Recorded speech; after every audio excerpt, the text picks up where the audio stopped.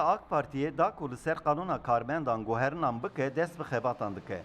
Bi vê guherînê de kesên ku gumana tekiliya rêxistinên terorî li ser hene ji karê xwe bêne bidirxistin û de ev kesana nekaribin ku serî dadgeriyê bixin. Her wiha sendikayên karmendan jî bi tundî li dijî vê yekê derdikevin. Ya şimdi aslında 657'ye dair yani personel rejim değişikliği yasası... Ev yasa ji mêjveyek û darûjevê de ye. Li ji ber berxwedana me ew hertim mecbûr man ku gavan paş da bavêjin. Niha bi awayekê din ew darûjevê de ye. Berê da ku sîstema taşeroniyê an ku kuledariyê ava bikin, ev yeka dikirin. Lê niha Partiya Desalat bi fermana Serokkomar li hemberî aliyên Demokrat Xas, li hemberî kesên ku li dijî rejîma AKP berxwe didin vê dikin. Sistemini tam yasallaştırmak üzerinden, kölelik düzenini daha yasal bir zemine oturtmak üzerine çalışmalarını yapıyorlar.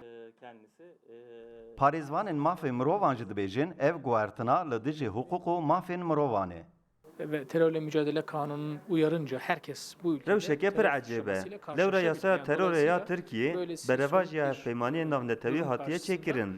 kamu Li gorî görevleri yasaya bakımından têkoşîn bir al dijî değişiklik terorê yapıp, herkes onları dikare memurluğuna wekî tawanbarê sona terorê erdirip bê desteser bir daha kirin. memur Di olmamalarını havirdoreke sağlayacak wiha yasal de değişiklik dûrxistina yapmak wan doğru kesan değil. Yani hukuki û olarak nehiştina problem vegera wana ser vî karî bunu kabul kêşeyeke etmek heqûqî mümkün ye. değil. Şimdi ikincisi bakın bunu yapan, bunu isteyen Sayın Cumhurbaşkanı Bu çerçevede Piştî ku ev proje yasa li lijneya wezîran bê pesend kirin de ev ji bo parlamentoyê bê şandin. Ev proje yasa li parlamentoyê de berê li komisyonê dura ji li lijneya giştî bê gotûbêj kirin û dengdan bê kirin. Heke bê qebûl kirin, piştî pesendkirina Serokkomar jî de bibe yasa. Kemal Avcı, Rudav, Enqi.